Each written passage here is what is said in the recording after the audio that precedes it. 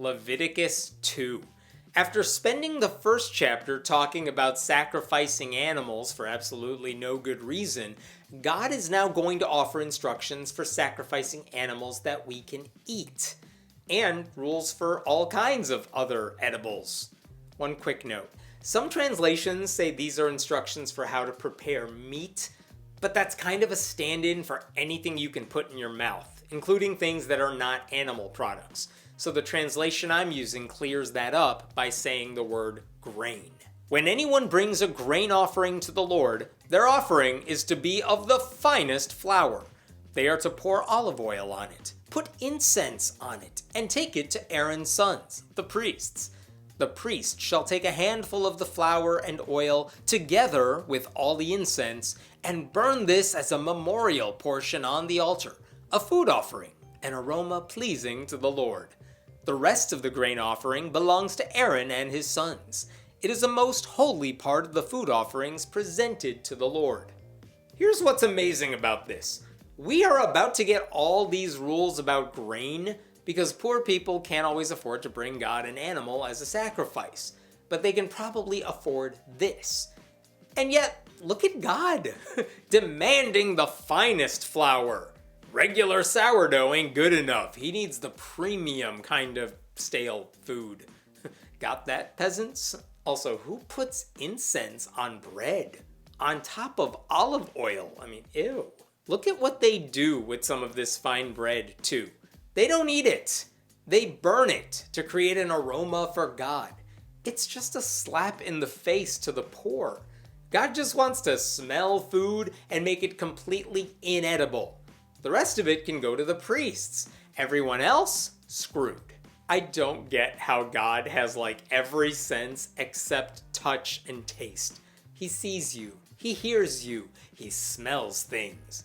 But taste and touch seem to elude him. If you bring a grain offering baked in an oven, it is to consist of the finest flour, either thick loaves made without yeast and with olive oil mixed in, or thin loaves made without yeast and brushed with olive oil. If your grain offering is prepared on a griddle, it is to be made of the finest flour mixed with oil, and without yeast. Crumble it and pour oil on it. It is a grain offering. If your grain offering is cooked in a pan, it is to be made of the finest flour and some olive oil. Bring the grain offering made of these things to the Lord. Present it to the priest, who shall take it to the altar. He shall take out the memorial portion from the grain offering and burn it on the altar as a food offering, an aroma pleasing to the Lord. The rest of the grain offering belongs to Aaron and his sons. It is a most holy part of the food offerings presented to the Lord. An oven? A griddle? A pan? I mean, who in the desert has appliances and cookware? And why is the Bible turning into some crappy recipe website? And why do the priests get a cut of everything people bring to God? This is how wealth inequality gets out of hand. Every grain offering you bring to the Lord must be made without yeast, for you are not to burn any yeast or honey in a food offering presented to the Lord. You may bring them to the Lord as an offering of the first fruits, but they are not to be offered on the altar as a pleasing aroma. Season all your grain offerings with salt. Do not leave the salt of the covenant of your God out of your grain offerings. Add salt to all your offerings. God is such an awful eater. Toddlers have a more diverse palate. No yeast, no honey, more salt, always more salt. I want Lot's wife on all of my meals. Get her in my mouth. No honey. Poor Winnie the Pooh is going straight to hell. If you bring a grain offering of first fruits to the Lord, offer crushed heads of new grain roasted in the fire. Put oil and incense on it. It is a grain offering. The priest shall burn the memorial portion of the crushed grain and the oil together with all the incense as a food offering presented to the Lord.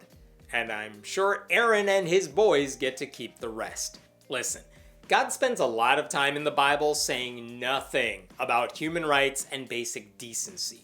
But if there's even a chance someone is going to bring him food with yeast, God will spend an entire book of the Bible telling you why you will go straight to hell if you do. Weird priorities. After a chapter about the rules of animal sacrifice and another about the rules regarding grains and meat, you have to wonder what else God wants to include in this book of fine print that no one will ever read. Unless it involves gay people for some reason.